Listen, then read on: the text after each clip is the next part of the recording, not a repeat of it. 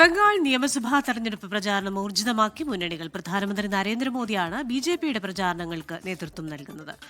നരേന്ദ്രമോദിക്ക് പുറമെ മറ്റ് സംസ്ഥാനങ്ങളിലെ ബിജെപി മുഖ്യമന്ത്രിമാർ സംസ്ഥാനത്ത് ക്യാമ്പ് ചെയ്ത് പ്രചാരണം നടത്തുന്നുണ്ട്. അതേസമയം വോട്ടർ പട്ടിക ക്രമക്കേട് ഉൾപ്പെടെ ചൂണ്ടിക്കാണിച്ചാണ് തൃണമൂൽ കോൺഗ്രസിന്റെ പ്രചാരണം. ആർ അച്യുതനാണ് ഇപ്പോൾ വിശദാംശങ്ങളുമായി ചേരുന്നത് ഡൽഹിയിൽ നിന്ന്. Achuthan, good morning again.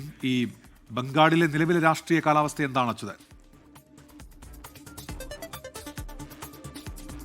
Unmesh Krishna, ഒരു വാശിയേറിയ പോരാട്ടത്തിലേക്ക്, പ്രചാരണ പോരാട്ടത്തിലേക്കാണ് ബംഗാളിൽ ഇപ്പോൾ മുന്നണികൾ കടന്നിരിക്കുന്നത്. അവിടെ തൃണമൂൽ കോൺഗ്രസ് ഭരണ മുന്നണിയാണ്. അവർ അതുമായി ബന്ധപ്പെട്ടുള്ള ശക്തമായ പ്രചാരണം ഇതിനോടകം കാഴ്ചവെക്കുന്നുണ്ട്.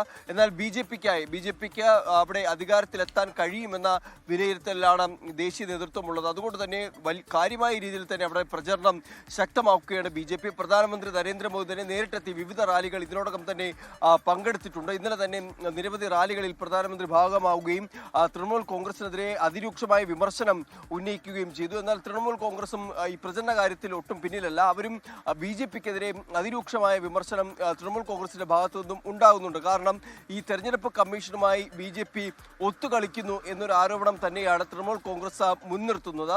അതിൽ ഈ SIR ഉൾപ്പെടെയുള്ള കാര്യങ്ങളും അവർ മുന്നോട്ട് വയ്ക്കുന്നുണ്ട്. SIR വഴി ഏതാണ്ട് 200-ലധികം പേർ ആ SIR കാരണം ആത്മഹത്യ ചെയ്തു എന്നായിരുന്നു ഇന്നലെ മമതാ ബാനർജി ഒരു റാലിയിൽ പങ്കെടുത്തുകൊണ്ട് ആരോപിച്ചത്. അങ്ങനെ തൃണമൂൽ കോൺഗ്രസ് ഒരു വശത്ത് പ്രചരണം ശക്തമാക്കുന്നു, മറുവശത്ത് ബി ജെ പി പ്രധാനമന്ത്രി നരേന്ദ്രമോദിയുടെ നേതൃത്വത്തിലാണ് ആ പ്രചരണം നടത്തുന്നത്. ഒപ്പം വിവിധ സംസ്ഥാനങ്ങളിലെ ബി ജെ പി മുഖ്യമന്ത്രിമാരും ഈ സംസ്ഥാനത്തെ ബംഗാളിലെ തെരഞ്ഞെടുപ്പ് പ്രചാരണത്തിന്റെ ഭാഗമാകുന്നുണ്ട്. കേന്ദ്ര ആഭ്യന്തരമന്ത്രി അമിത്ഷാ, ബി ജെ പിയുടെ മറ്റു മുതിർന്ന നേതാക്കളായിട്ടുള്ള രാജ്നാഥ് സിംഗ് ഉൾപ്പെടെയുള്ളവരും ഇവിടെ ബംഗാൾ കേന്ദ്രീകരിച്ച് അവിടെ പ്രചരണം ശക്തമാക്കുകയാണ്. എന്തായാലും ഇനി പൊതുവെ ബംഗാൾ ഈ ഒരു തെരഞ്ഞെടുപ്പുമായി ബന്ധപ്പെട്ട അതിൻ്റെ ഒരു അവസാന ഘട്ടങ്ങളിലേക്ക് കടക്കുമ്പോൾ വാശിയേറിയ ഒരു പോരാട്ടമാണ് നമുക്ക് കാണാൻ കഴിയുന്നത്.